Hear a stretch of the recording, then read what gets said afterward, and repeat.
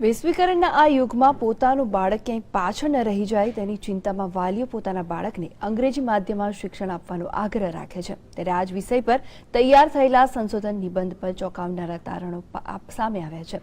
વિદ્યાવાસ પછી પદવી મેળવ્યા માટે થયેલા સંશોધન નિબંધમાં તારણો સામે આવ્યા છે કે ગુજરાતમાં માતૃભાષામાં એટલે કે ગુજરાતી માધ્યમના વિદ્યાર્થીઓ અંગ્રેજી માધ્યમના વિદ્યાર્થીઓ કરતાં ઉચ્ચ કક્ષાનું શાળા શિક્ષણ પ્રાપ્ત કરે છે અને શહેરી વિસ્તારના વિદ્યાર્થીઓ ગ્રામીણ વિસ્તારના વિદ્યાર્થીઓ કરતાં વધુ સારી ગુણવત્તાનું શાળા શિક્ષણ મેળવે છે। ગણિત અને વિજ્ઞાન જેવા વિષયોમાં અંગ્રેજી માધ્યમ કરતાં ગુજરાતી એટલે કે માતૃભાષા વિદ્યાર્થીઓને દેખાવ વધુ સારો જોવા મળ્યો છે અને ગાંધીનગરના શિક્ષણવિદે ચેતનાબહેન બુચે શિક્ષણ માટે ઉચ્ચ માધ્યમ કર્યું હતું અને આ વિષય પર પીએચડીનો નિબંધ તૈયાર કર્યો હતો, જેને માન્ય રાખીને કડીની સર્વ વિદ્યાલય યુનિવર્સિટીને પીએચડીની પદવી પર એનાયત કરી છે। સંશોધનમાં તે બાબત પણ સામે આવી છે કે બાળક કોઈ પણ વિષય પોતાની માતૃભાષા વધારે સારી રીતે સમજી શકે છે। તેમને કમસે કમ 10 ધોરણ સુધી માતૃભાષામાં શિક્ષણ આપવું જોઈએ।